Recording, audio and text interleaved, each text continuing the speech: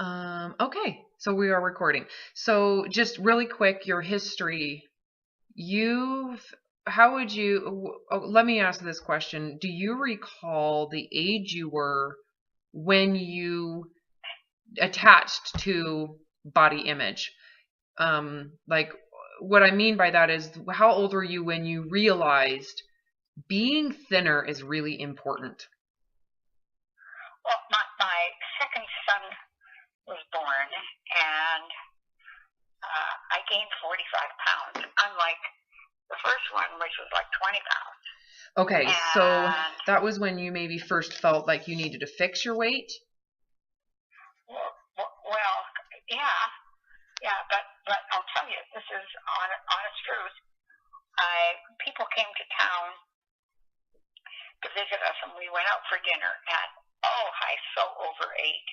And I came home and threw up and went, what a good idea that is. It's so easy. It's a win-win. I think I'll market this idea. That's hilarious. And so I was absolutely shameless. It seemed like a remarkably easy thing to do. Yeah. I am an easy vomit. I don't have to stick my finger. Well, yeah, that's what happens over time, for sure. No, that very first day. You just kind of gagged yourself. Yeah. I just could do it. And I just thought I was a genius. What a great idea. Yeah, okay, so there's an attachment of pride to the bulimia. That's another thing that's going to cause more suffering is the pride of the bulimia. Attaching pride to it. Like, I'm genius. Yeah. So, so here's what I'm really trying to understand is when you gained 40 pounds with your second son, that might not have been when it started. That might have been the first time you felt that you needed to be fixed.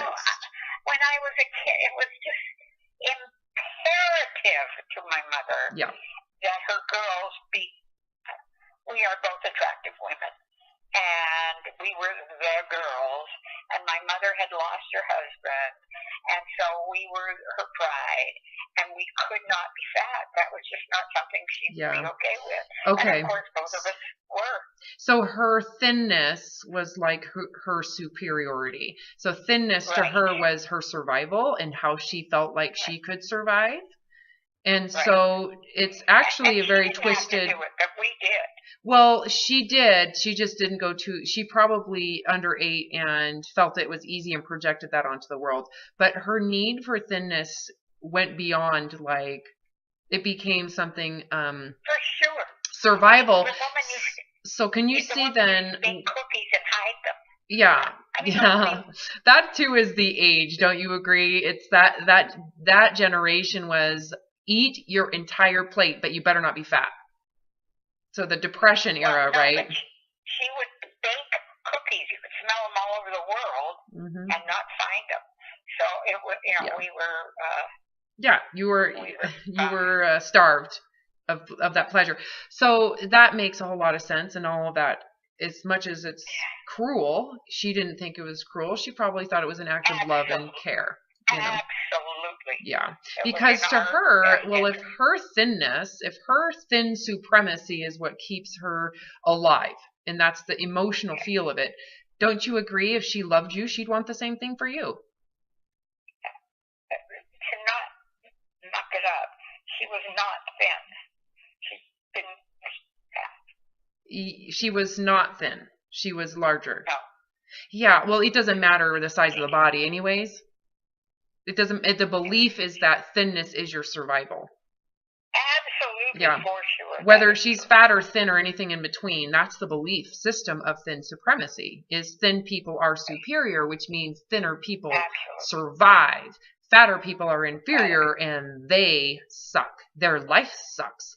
They will die. It's like a life and death animal aspect, of survival. So it's like symbolic of survivability.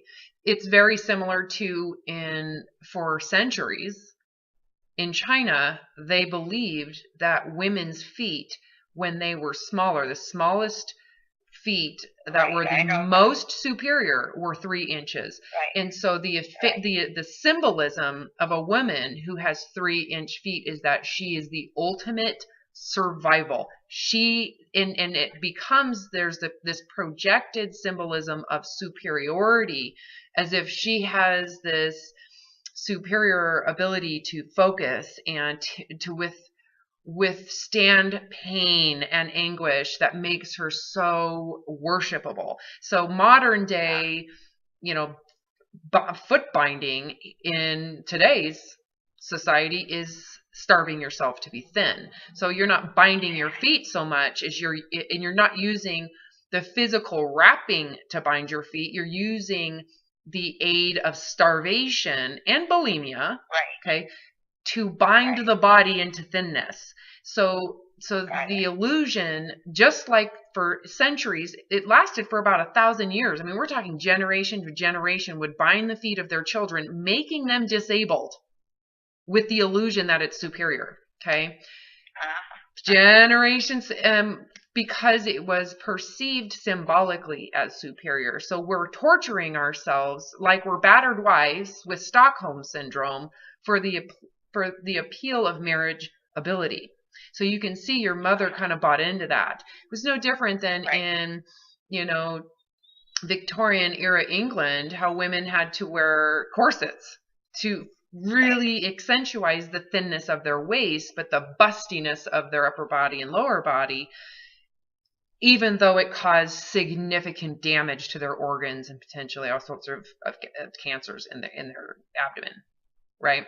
So when you look at it, you can see if you live in a culture that has adapted a form of extreme body image to prove one's worth, if your parents are in that environment and that environment supports it, why wouldn't they starve you? Why wouldn't they bind your feet? Why wouldn't they say you have to put this corset on? Especially when there's a lack of knowledge around the downside. Right? Like, oh, you're going to kill your daughter putting that corset on her in 20 years. Oh, your daughter's going to suffer for 50 years with significant mental health problems and physical problems to where she's in hell. She's in Dante's Inferno. She's in purgatory. You basically put your daughter in hell and told her it's how she's going to prove herself, is to go live in hell.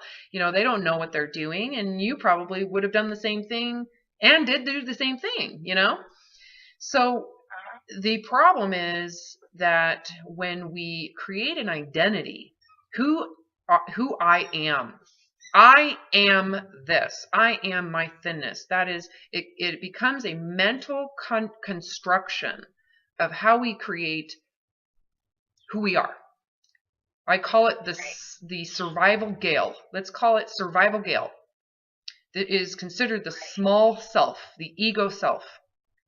It is the... I actually remember taking a picture of myself in a bikini with a long wrap over and being able to see all of my ribs.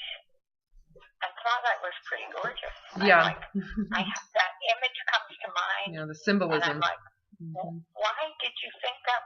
I know it wasn't. Yeah, but the symbolism is success. The symbolism is winning. I'm better. Right. I'm competing. There's the narcissism in it. It's narcissistic. And and I say that, right? I say that because it is a part of the animal brain that is wired to survive by making yourself better than others. It's like, I'm willing to hurt someone else for my benefit. It is a part of our wiring as animals under certain conditions. So we all have that narcissism. It's just how it manifests under certain conditions, right? And so if your threat to survival is being seen as inferior, if that was to your mother, death. Being inferior is death. It will bring up in her panic attacks, anxiety, anger, rage, comparisons with others. So it becomes predictable how she's going to live if that's her fear. And she ultimately lives in a state of narcissism, which is self-promotion, inflating yourself to prove that you're superior. And there's and it's very destructive and toxic to everybody around you, including yourself. And the pride of it is so inflated that you live in a state of constant fear of being exposed because it's inflated. It's not even true. It's a lie. It's a lie to yourself. It's a lie to everybody around you. And you have to do everything you can to prove that it is true. Even though it's not, it's a lie. It's inflated. And so that's where when you look at the studies of narcissism, they will do anything to avoid telling the truth. They will never tell the truth. All they do is lie. But they don't know it. They don't even know they're doing it because it's self-defense. The only reason I can concur with you is in the time it's been between, just getting back alive. I was not alive. I had a choice. I could go or I could fight, and I would not have stayed. Except there was a nurse who pissed me off so badly, I needed to come get enough energy to beat the shit out of her, and she kept me alive. She did something very unprofessional, and I got enough energy to take care of myself. And once I took care of myself, I was willing to take care of myself to wellness. And then I heard you. And from that moment on, I understood what liberty was, being free to say I'm a bulimic and I'm fucking up my life and probably yours, children. And it doesn't. I just had a million ways of making that not true, and it was true for 50 fucking years. Isn't it feel amazing to just tell the truth? It should feel very good. Because you don't have to deny it anymore. So that in and of itself, it may not be removed, but the denial of it is like poison, toxic poison. So removing the denial is massive in terms of taking the life this body is giving you that you chose to come back for and doing something with it rather than killing it. Right? It's like... And it was just a lovely time to say, ta-ta, I've had enough. But that nurse. You had to have been aware. Hold on a second. I want to pause this. I want to hear about this story, but I have a quick question. I do not want to forget this question, so I'm just going to blurt it out. At some point, you realized that you had wasted your life completely.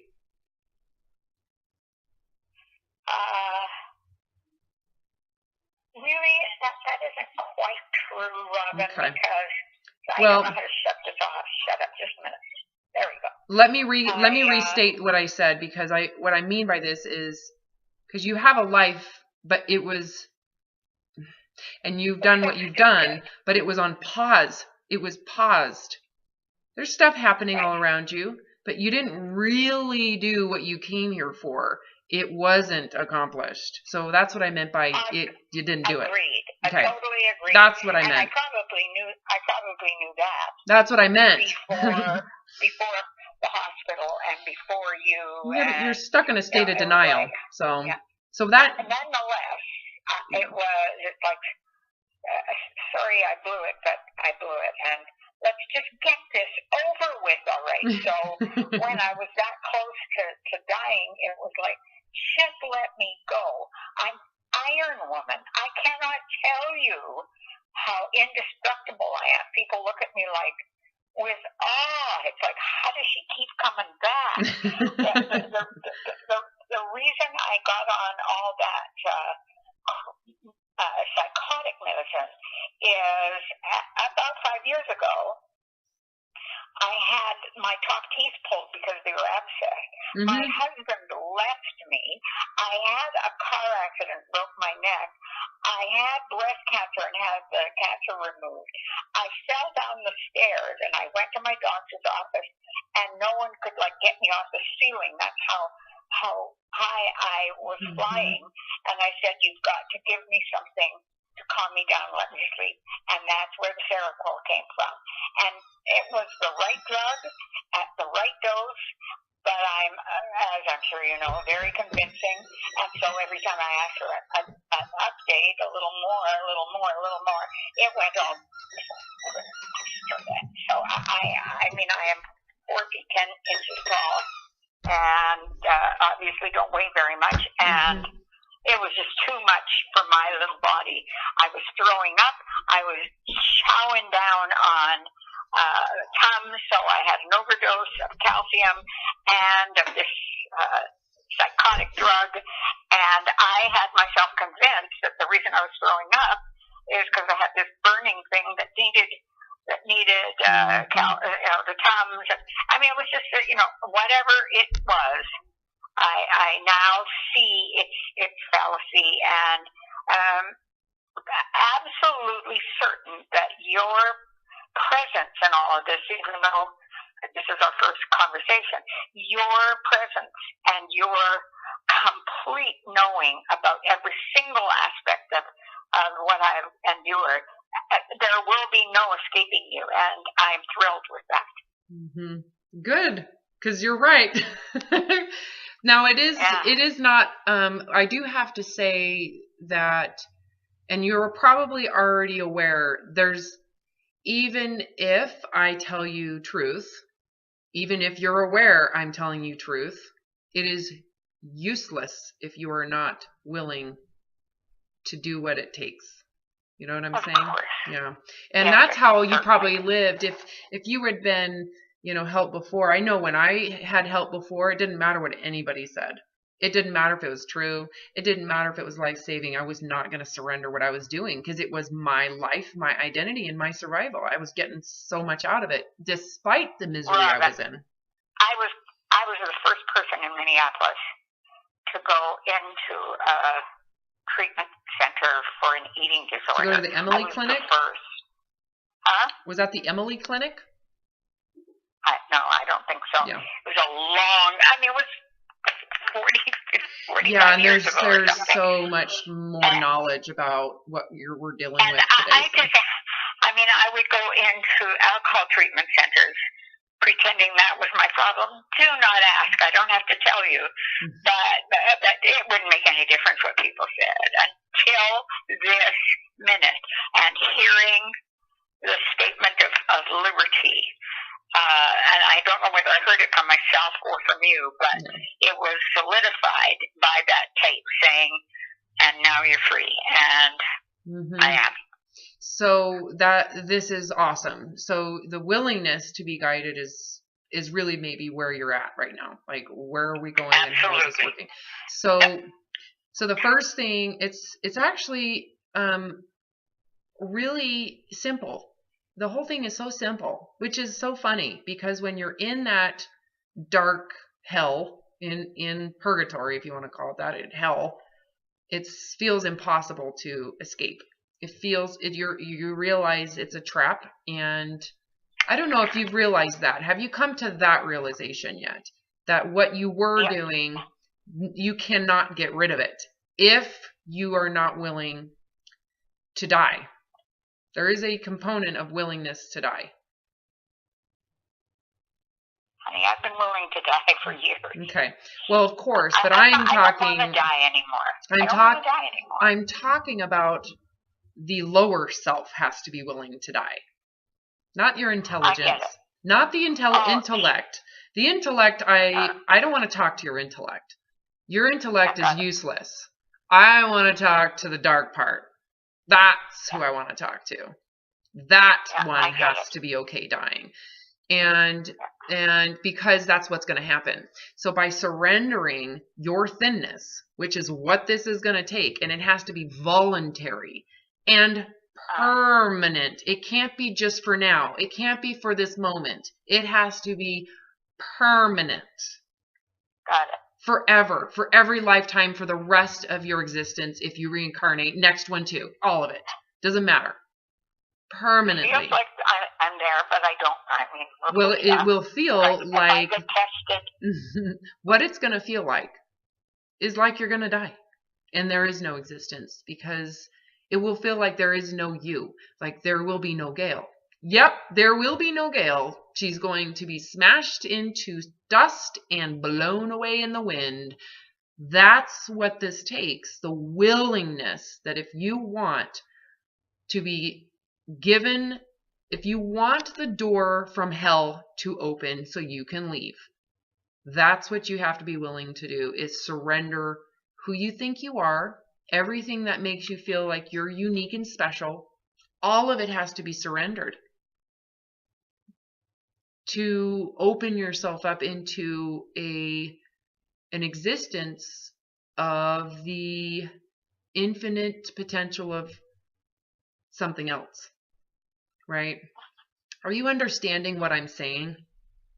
If you're not, I'm okay with that. I just want to make sure you're grasping what I am saying. I understand.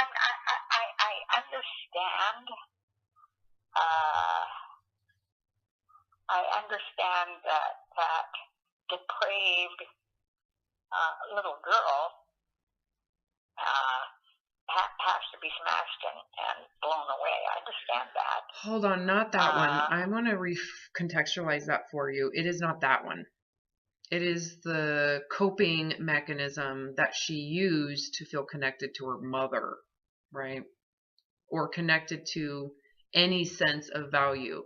It's like giving away your survival. It's like saying, I'm basically, what I'm asking you to do, Gail, is surrender all of your weapons and to bury them and to commit to. It feels like I am, but if you know, if you have reason to believe that there is still something I am holding on to, I am very open to hearing. Good. I don't know yet. I don't know. I will know when I do know, but right now I'm just kind of giving you, here's where we're going to start. Yeah.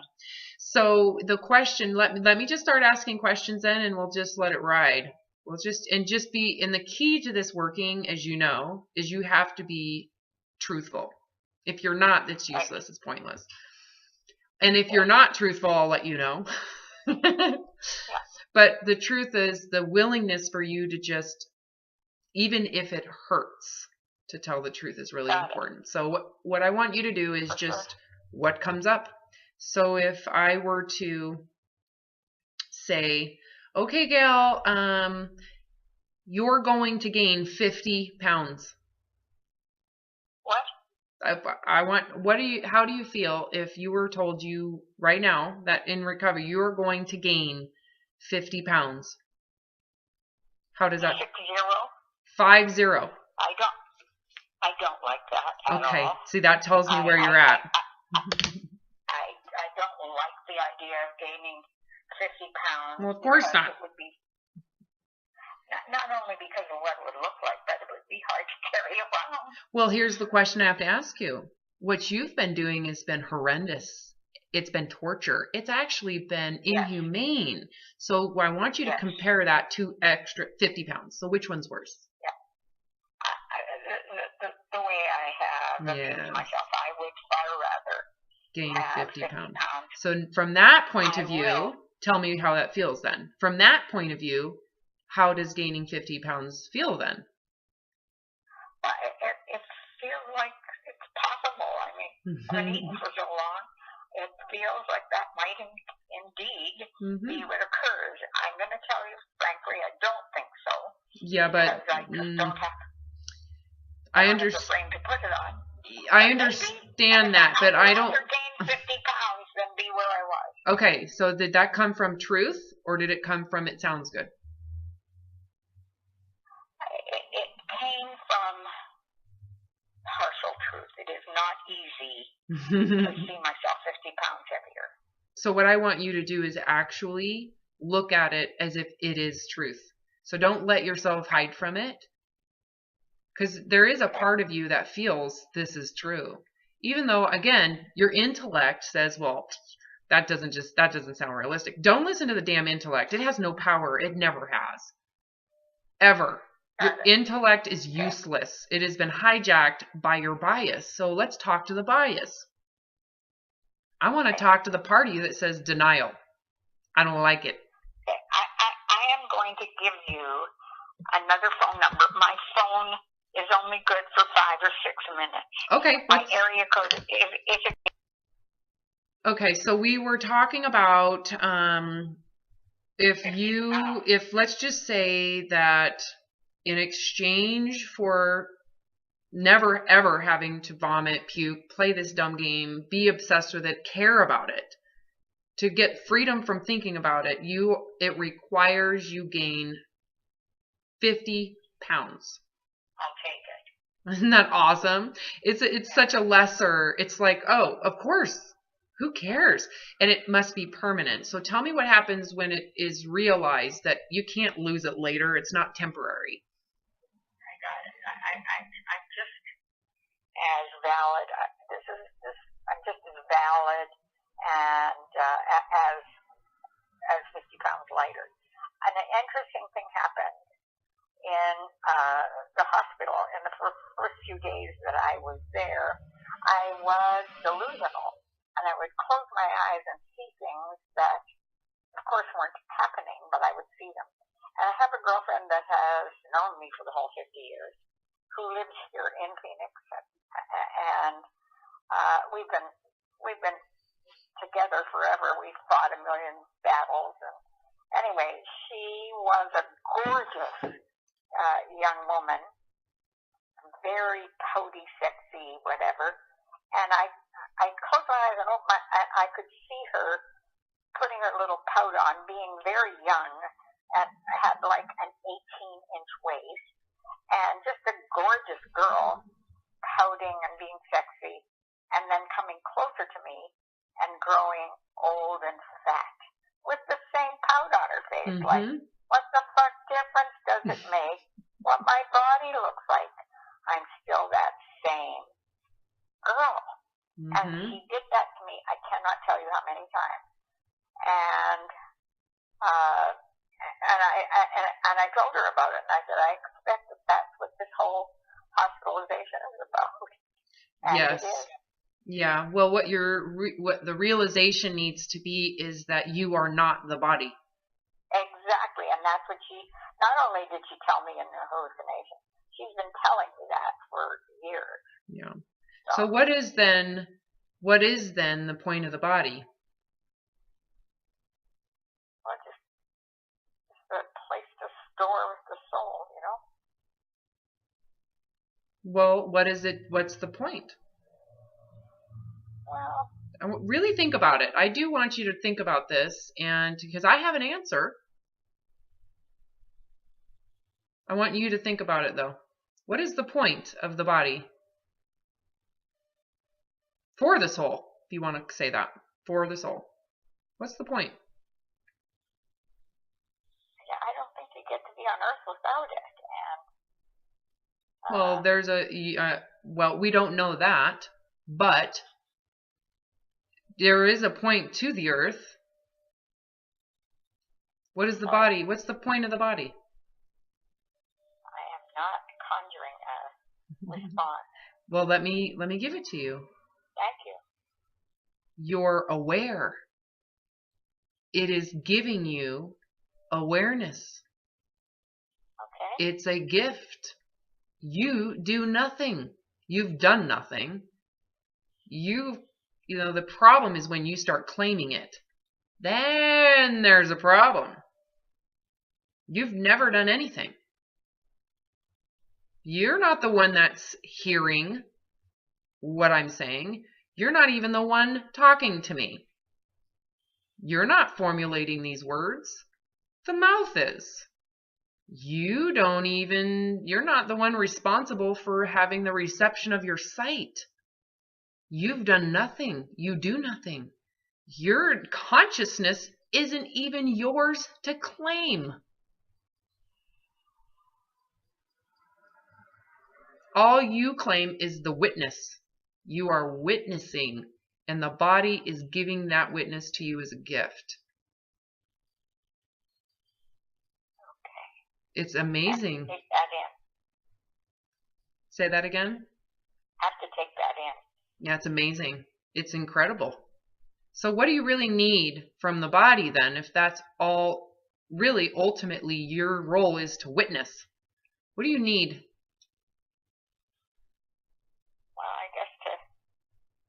Keep it healthy enough to witness. No, not even that. Because in order for you to keep it healthy, that means you have to assume you know what health is, which means you know how all the intricacies of the body work. So you don't even need that. That's an illusion of ego too. I have to know what healthy is. No, you don't. Yeah, that's brainwashing coming from the health industry that's making trillions of dollars selling all their supplements and all their bullshit. We know what health is. Like, health is supposed to be your role. Is your job to witness the body and tell it how to be healthy? Right. Sorry, just a minute now. No worries. You can answer that. I don't care. I did it. I declined. No?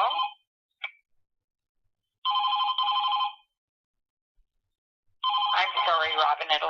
I don't mind. I really don't care. It's not a big deal. Shoot. I have the longest finger on that. So. Okay. I really do not care. It's not a big deal. What? I said it's not a big deal. I don't care at all. Okay, not a problem. So yeah, I mean, really consider what it is that as a witnesser, because that's all you're here for anyways, what's the need, what do you need from a body? So let's just imagine that you did die. Let's just imagine you did separate from this body, and this body is now degrading, and it's in, maybe you got cremated and your essence of beingness is now gone, and let's just imagine you're getting another chance because you clearly did not accomplish whatever it was, and whatever, okay? You didn't learn what you need to learn, or who knows? You've learned what you needed to up to this point. Let's just imagine you're going to get another body. Tell me how you would relate to the next body if given a chance. Knowing what you know now. I would just kind of leave her alone and be wide-eyed and be open to whatever it is that I'm to witness and to not have to make anything happen. What if it's a fat body? It just is. It doesn't need to be thin to be a witness. So you would accept it? You would. What if I would. Yeah. What if it's born with you're missing a limb?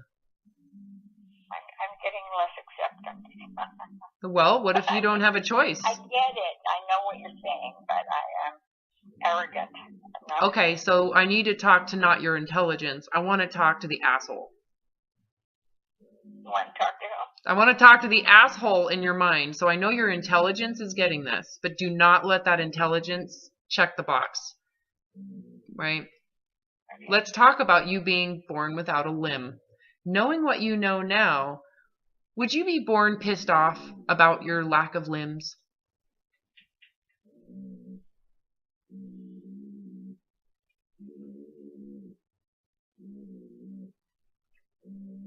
Don't you agree? That'd be like repeating the same thing again in a different way.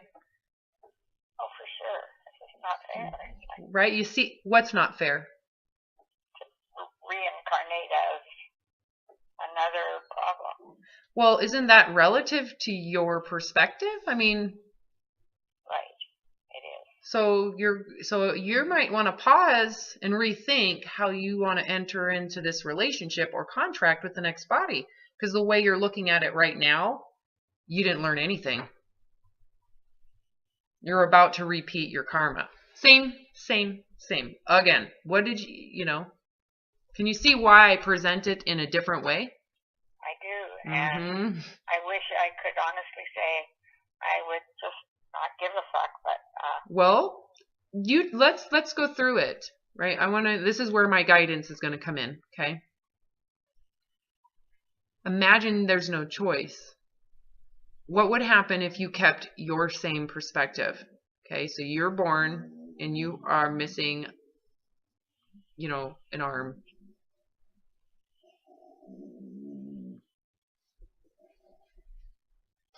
With your perspective, how does it feel?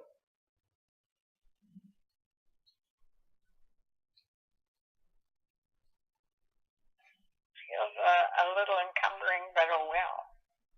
Okay, so now you're moving. You're moving out of your perspective into a different one. The oh well is a different perspective, right? Right. So let's move into that one. So first thing you got to do is accept it, because this is the way it is. If you don't accept it, which is what you've been stuck in, what's going to happen? Just repeat it. Now, you live in a life of lacking. You begin your relationship with the body not wanting to inhabit it. Feeling gypped. Feeling resentment. Having anger. Sound familiar? Yeah. Yeah. You live that again. In a different way. Yeah. Bitter. Poisonous. Always having to overreach or try to compensate for it. And that's like slavery. So now let's go back into that and think, okay, this is what it is. What would it feel like to go into acceptance? It would be like freedom. Yeah, because what do you need from the body? What do you need?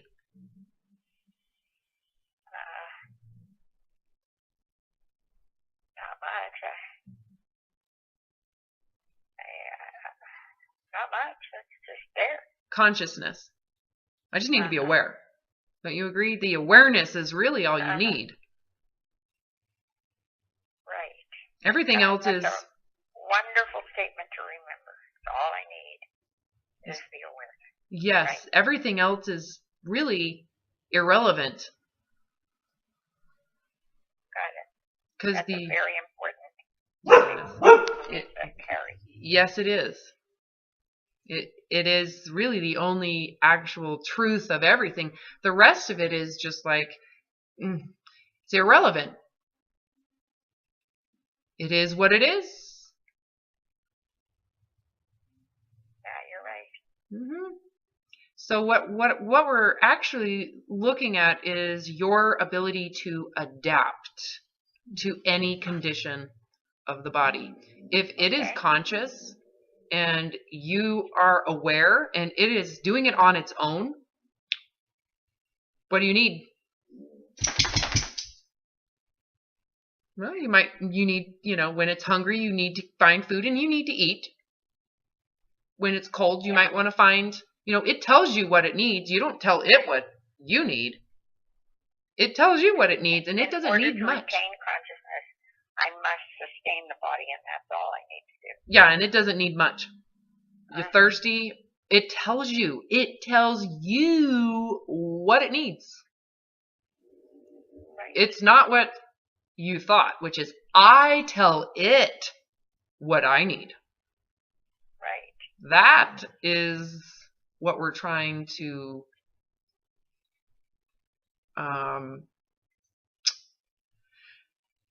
get out of, right?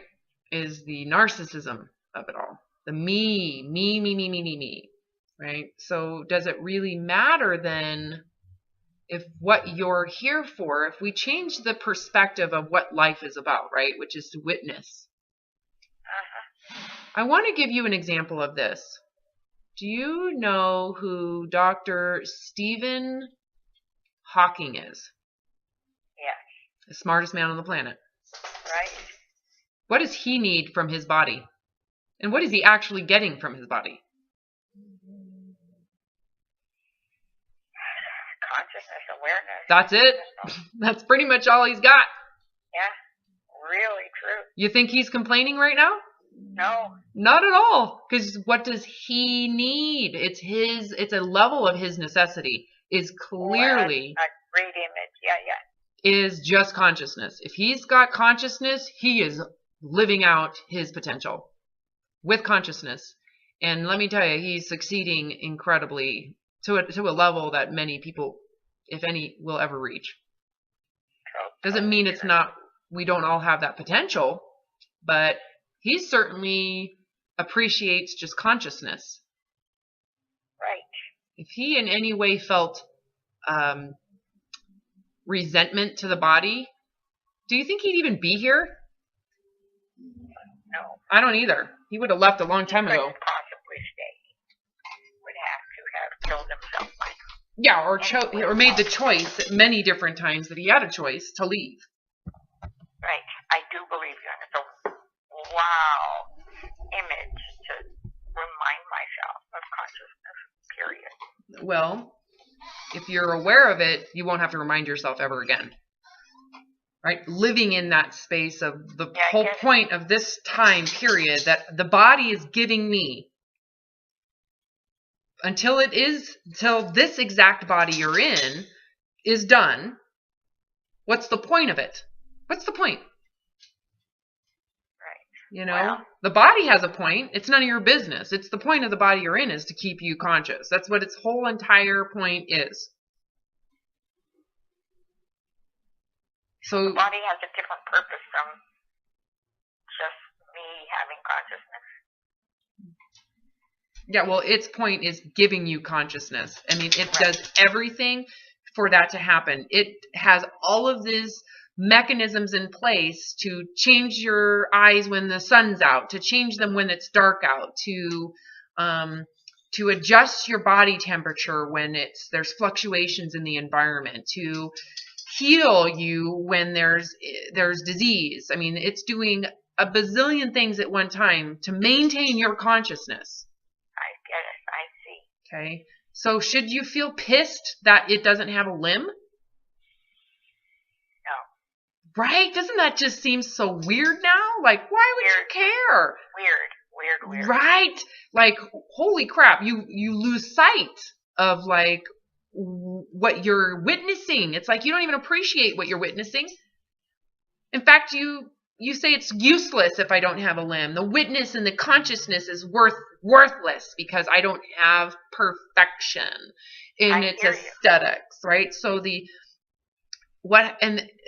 and it's amazing because I think when you look at when you're born, when you look at the baby, when you look at how babies develop into toddlers, it is all just so cool. It's so fun. They learn to grab things and throw things, and they learn that the body is so amazing, that I can run, I can walk, I can grab this. They learn to use, they hear their voice and they learn you just begin this process of development and you're witnessing the entire thing. It's not like toddlers intellectually know, oh, when I do this with my mouth, it does this. They don't know what's going on. It's just occurring and they're witnessing it. And then you witness that you can ride a bike. You witness that it hurts to fall. There's so much witness involved in the whole process with the body. And clearly at some point we learn that the body can be judged and people might not like me. And so there's a point in our relationship with the body that the body can become bad or a threat. Even though when you look at it from the perspective of consciousness, that's all it really needs to give you. The body is never really a threat. It's an illusion of threat. That the one thing that's providing you life and existence is threatening your existence. That is an illusion. Right? So the problem occurs when the illusion in your mind becomes real. Then the body is now the problem. And I have to manage it. And I have to control it.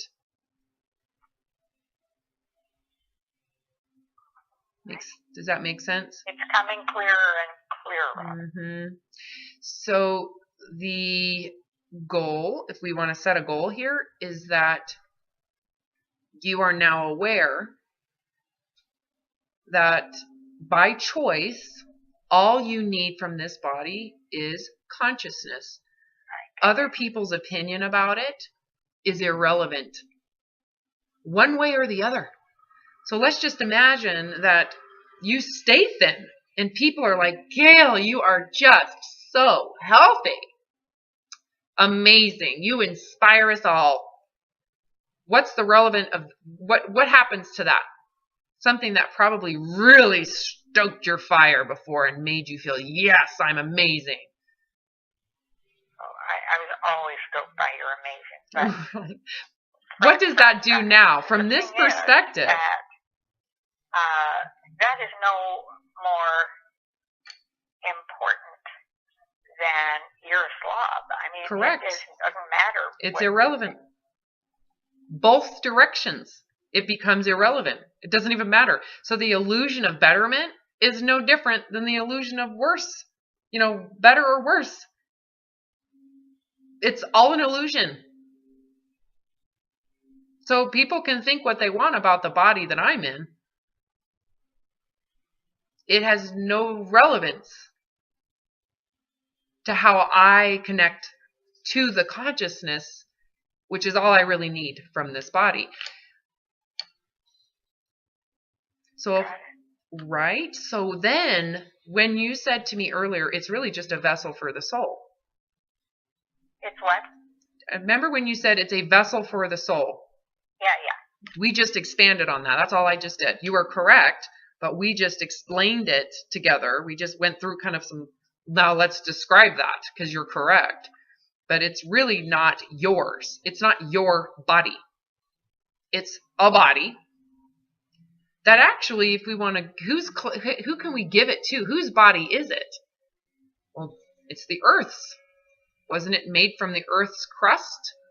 From the Earth's DNA? From the carbon and nitrogen and oxygen coming from billions of years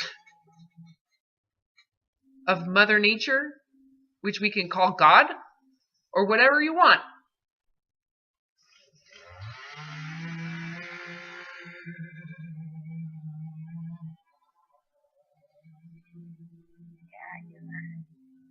So you can't even claim this is my body and my life, and that when I die, that I die. Because do you die, or does the body just change form? Yeah. So the witness truly is infinite.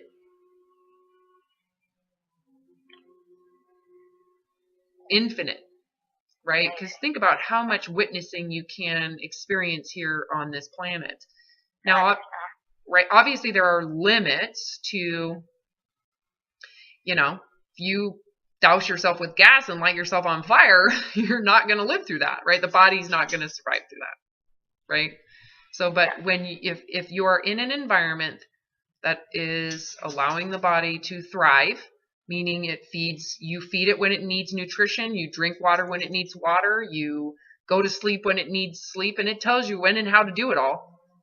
You go to the bathroom when you need to go to the bathroom. If that's really the only attention you are to give the body, think about the infinite space that you now have to create an experience here.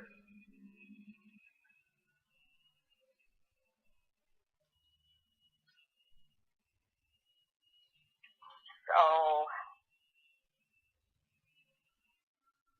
with that said,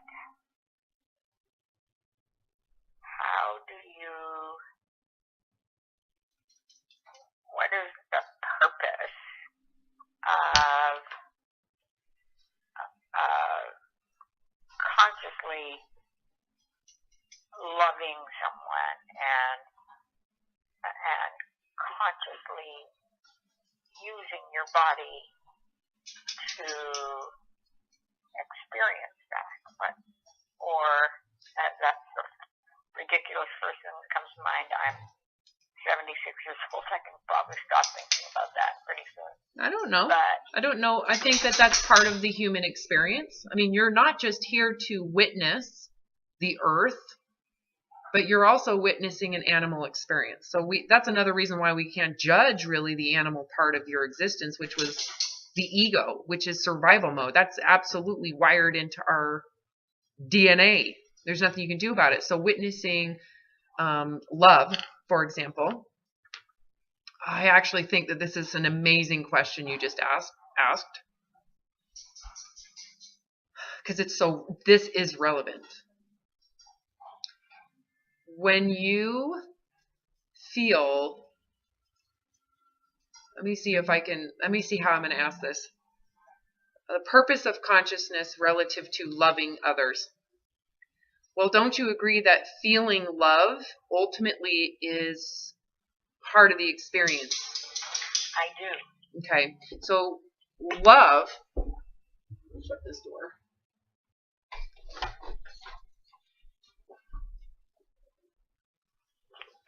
I want you to tell me how you then to go to loving someone else, don't you agree that you have to first experience love within yourself?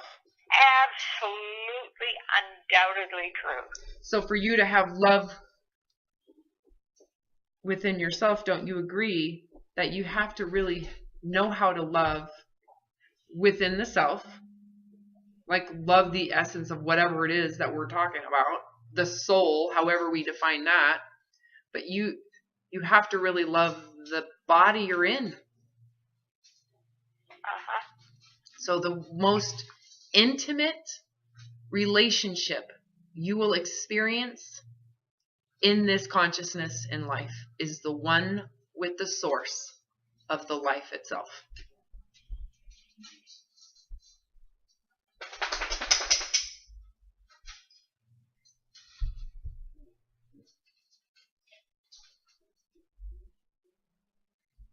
So the question you might want to ask yourself is, can I love the body that provides me consciousness unconditionally? Because isn't that what true love is? It's without conditions. True. Mm-hmm. So that's where it started. Yes. You kind of skipped forward a little bit. So how can you even... While I was in the hospital, I'm bald. I have male pattern baldness. And so I wear hair, and I have for 1,000 years. And I wear eyelashes because I'm that arrogant. And I make up like a doll. That my features are enough for me to paint a beautiful picture every day. And they're not spectacular, but I sure know how to enhance them. Now I'm in the hospital for 3 weeks, wearing a cap to cover my baldness, and that's it. I'm just surviving. And because I fucked up my body so much, I demetabolized everything. I was often sitting in diarrhea, sitting in my own pee, unable to lift my head, let alone my body. And people came and sat with me and rang the bell while I was sitting in my own diarrhea. And I was just awed. I was just awed by the love that I had nothing to do with my body. I couldn't possibly have looked any worse. Could not, no matter what. And it didn't matter to anyone. It continued to matter to me. I hated that I looked like that.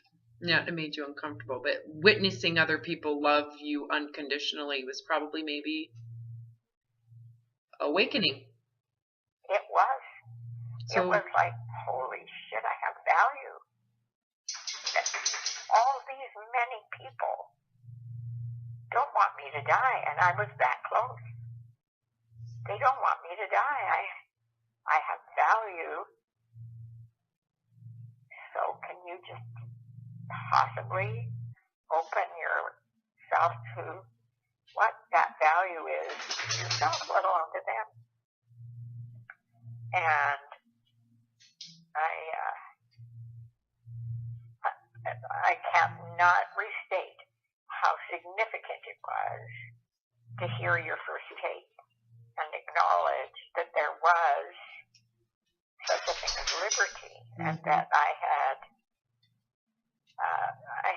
prevented myself from knowing anything about that. I mean, like, I had been self all these many years. And the whole idea of being free was, for the very first time, introduced by you.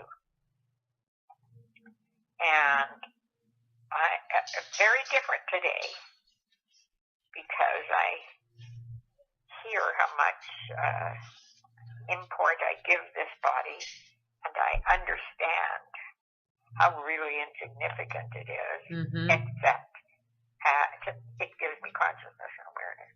And I'm sure there's a million other things to learn, but for right now, that is the important thing that I'm taking away, is that I am able to give myself that much love and freedom of how I look. You can't imagine how awful I felt the whole time I was in the hospital, and I was nearly dead. Like, it mattered, but it mattered to me. It didn't matter to anybody else. So you know that ability for that does exist. Exactly. So you have to, I think you did say this, I'm just confirming what you're saying, is that you've got to do it now for yourself. Yeah, for yourself. You don't need other people to give it to you. They did it without you asking. It's a matter of you doing it for yourself. I hear you. Yeah.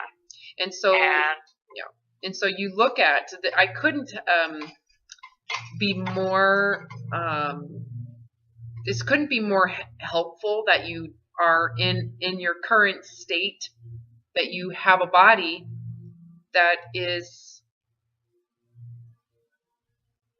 not what you wanted it to be. I don't know, when has the body, when has it ever been what you wanted it to be? I told you that one picture that I took of myself opening my long gown to this ridiculous, I mean, as I see it in my eyes now, okay.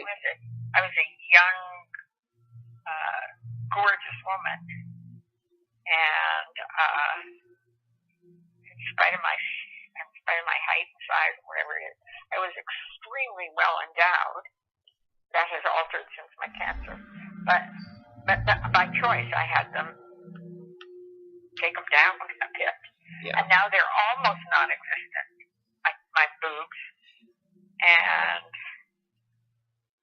it doesn't matter. Well, so you were saying that there was that one picture where you felt at that time, you recall feeling I was gorgeous. Okay, so but that wasn't real because you were conforming to a system. It wasn't a real idea of I have a gorgeous. For sure. It was one other time. That's important that you know that, and they talk about that in the science of eating disorders and body image, that once someone internalizes the system, they think it's them.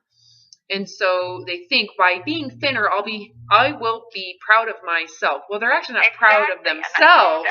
They're proud of their conforming, that they're conforming. I will be proud that I conformed. They don't know that consciously. So in that moment, you were proud that it conformed. The body looks like the imagery that is worshipped. I feel good about it, but you don't really feel good about the body. You feel good about the image that you're conforming to. So it never really is true or authentic. So the question is, can you feel that way about your body now?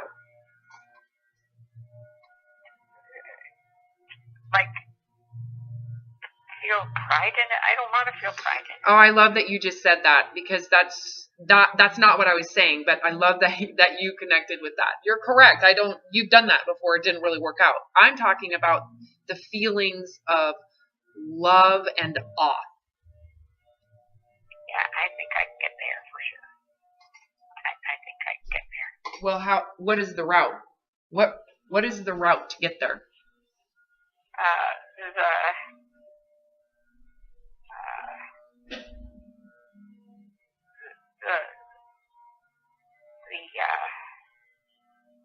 Remembering that it's nothing. It is absolutely nothing, but it provides consciousness. Yes.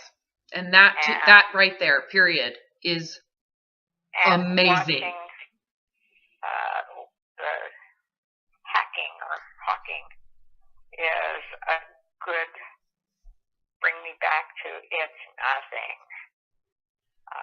Your relationship with the body begins and ends with consciousness. Right. That's it. So then the rest of it is just a bonus. Like, oh, okay, so I have fingers. That's amazing. Like, that is such a big deal. I have my legs, my sight, my hearing. It's unbelievable because now I don't have limits, the same limits that I could have, but I could adapt to. So even if I get in a car wreck and lose my legs next, no big deal. As long as I'm conscious, I've got work I can do. I have creativity I can express. I have love to share. Right. So do you see how it's like there's a sense of adaptation that's within yourself? That if I can love consciousness itself, yes, I can love anything. Because isn't that consciousness is everything?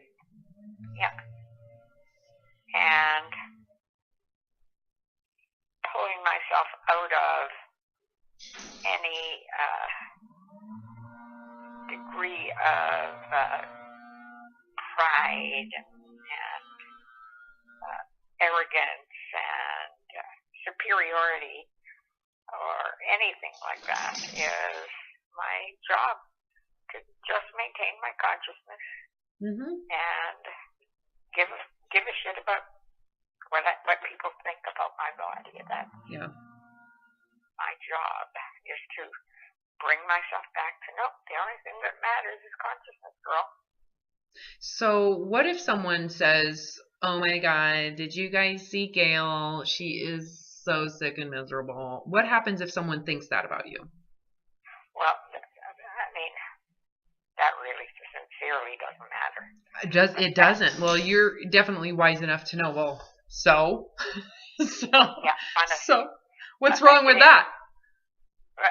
That is, no, it just doesn't matter. And I haven't always been like that. It used to matter, and I used to have to kick ass with someone who thought that.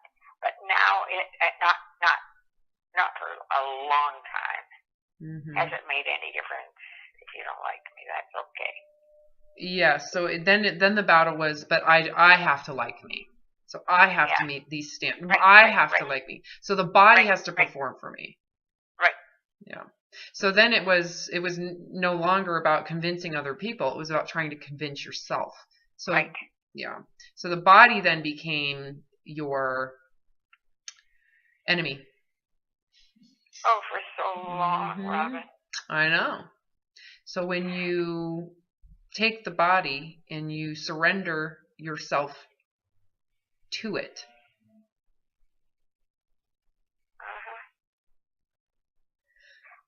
what does that feel like to actually surrender to the body? Yeah, it feels as though it is the greatest gift I could give myself. And it won't be 100%. I will have to remind myself often. Why do you think that? Well, because I have exercised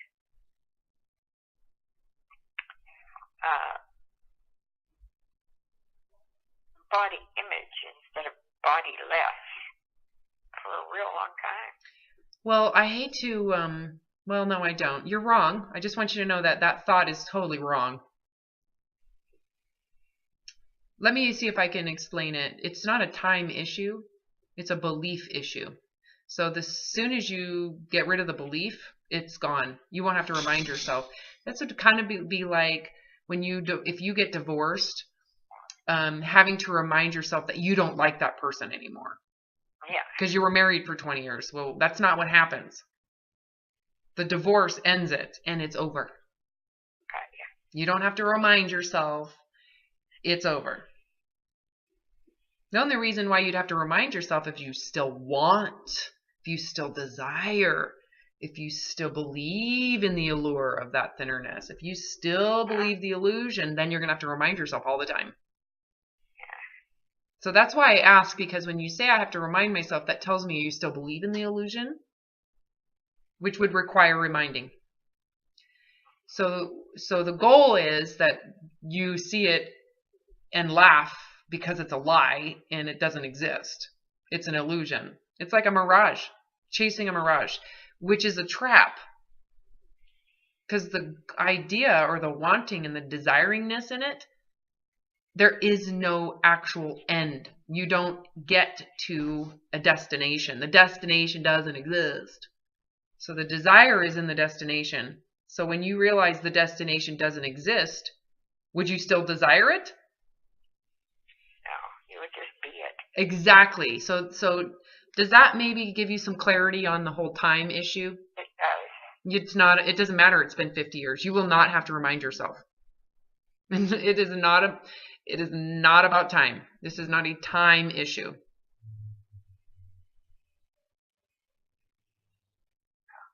It changes like a snap of the fingers. So the next step is the vulnerability of it. So now it's like, well, if I'm really going to love the body for consciousness, then what happens to all of this stuff I do with it? What's the point of it? For me, it is not throwing the baby out with the bathwater. So I'm not sitting here saying you don't wear a wig and you shouldn't put your eyelashes on and never again put makeup on. No. That's not what I'm saying. I'm saying that it isn't who you are, and nor are you going to do it ever again to manipulate anybody. So the goal is to be in your body, in its consciousness, and detaching from how it's perceived as a benefit. Anyone but me. Yeah, but not even that, because you haven't cared about that in a long time. It's that you are not using it in any way. That the goal that you're living with your heart in front, not your body. The body is like, it's not that big of a deal. Whether you wear makeup or not, it's not that big deal. Either direction. Does that make sense? If someone sees you, if you shave your head and were to go out with a shaved head, that you're not afraid that someone will see you because you have no pride attached to it anymore. That doesn't mean you don't wear a wig.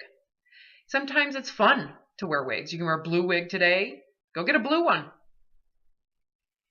Well, mine is attached, so you can't come and go. But got it. Okay. Well, do you get my point? Yeah, I do. Yeah. So that you're not identifying by it anymore. It's irrelevant. It's irrelevant. But it's like assimilating into reality. You're assimilating. So I brush my teeth. Why do I brush my teeth? Well, because I like the cleanliness and it's preventative. At least we think it is. So it's very minimal, right? I don't brush my teeth because I'm super proud of my teeth and I want to show them off to the world and make sure everybody knows I have amazing teeth, right? So everything is somewhat intrinsic to how you function with the body you're in. So you take the seriousness out of it and the personas to some degree out of it as well. So let's just say, for example, I go on a date with my husband, right? Does this mean that You believe my it's not a big deal. And I don't know how to shut it off. It says You can lift it up and slam it down, just like sorry, what? you can pick it up and then hang up. If it's important. Yeah, I did. Finally declined it. I was using the example of like if I go on a date with my husband, okay? Part of enjoying the body is enjoying it physically. There's fun to it. It's actually kind of fun to have sex. The difference is that I don't use it as an identity. It to me is a physical something that I enjoy with my husband, but it doesn't mean anything other than it's a physical form of being human. Does that make sense? So there is this, it doesn't mean anything. Like it's not even a part of how I feel safe and secure in my marriage. The safety and security of the marriage is inherent to the fact that I love my husband as a separate, completely different human being than me. He is someone's son, right? He is a human being, and I love who he is as a human. And we are just cohabitating. We are co-human beings raising children together, right? All right. So I'm sharing the joy of a body with my husband, who's also enjoying his body. So do you see how I am still in that staying present in consciousness?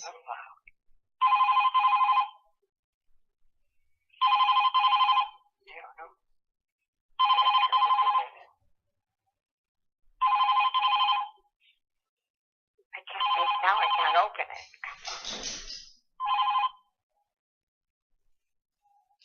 Can I call you back when I'm off the phone? Thanks. Okay, that was easy. Okay. Does that make sense, Gail, what I'm saying? Yeah. So does this mean that I don't go work out or do exercise? Well, no, I do yoga. But the difference is I don't do yoga to prove anything. I'm not doing it to compete with anybody. I'm not trying to perform. It actually helps with my back pain. Well, I will need to have physical therapy, and I will need to continue working out at the Y in order to maintain the strength of my body and never fall again. It is the only reason for the working out. It has nothing to do with reshaping my body. It has only to do with making me strong enough to stay on the planet. You got it. And that's it. So do you see how it's like, oh, well, it changes really the relationship you have with a lot of activities. If you really are doing this to value your consciousness and to value, then all of this becomes pretty self-explanatory. What about exercise? Well, you do it because of the joy of it and because it actually might help remove pain or prevent something. And you know what? You're not doing it because you'll never fall again. You're going to fall again. It just maybe you'll be more prepared for it or more capable of it. It might not break your hip. Who knows, right? And you know what? It didn't. I fell down the stairs. Yeah. And I could hear my head crack. Yeah. So you get to where you're like, not a bone in my body. I skinned my arm badly, but nothing broke in my body. Yeah. So aren't you fortunate that the body is resilient? Yeah. Yeah. Part of it was that I was overdosing on calcium, so I was so calcified, So yeah. Whenever it is, I was prevented from great body harm. So in the end, how you relate to, dressing yourself. It's no longer about impressing anybody or in trying to create a persona of superiority in yourself. It's really it's just like a form of expression. It's like, I'm just expressing that I like these colors, and that's it. So it's very intrinsic. You see what I mean by everything you do is like gratifying you individually, and because you love life. You love the life that the body's giving you. You love this body unconditionally, even if it falls and breaks your hip. Okay, I will adapt. And when this body says, I'm out of here, okay, I will go. It's not my business anymore. My business is to take consciousness that exists and explore with it. That's it. Explore writing a book, explore traveling the world, explore knitting, explore just walking around the park. It doesn't have to be very grandiose. It could be something as simple as watching birds. So simple. Right? So this is basically the foundation of recovery right here. This is what? The foundation of recovery. Yes, yes. Is recontextualizing the relationship you have with the body. As if it's brand new. As if you just reincarnated and this is it. Second chance. Because if you can't relate to this body without unconditional love right now, in this state, in this condition, at this age, with this gender, what makes you think you're going to know how to do it when you get another one? If you do. I will do everything I can to enhance my relationship with it. So good. All right. So do you have any... You're amazing. I really appreciate you. I'm so happy to help. And for whatever reason, you are absolutely the right person at the right time. You're profoundly good. Well, you're ready for it, so that's more important. Yeah. You're ready, and it's connecting. I wouldn't have stayed on the phone with you, even for sure not a year ago, but yeah, you gotta be ready. I just wouldn't have stayed on the phone with you. It's like, how superfluous is this? Anyway, I did stay on the phone. I am getting the message. I understand that consciousness is all that I am getting from the body. It is going to do what it does. I will contribute to its well-being by accommodating its requests and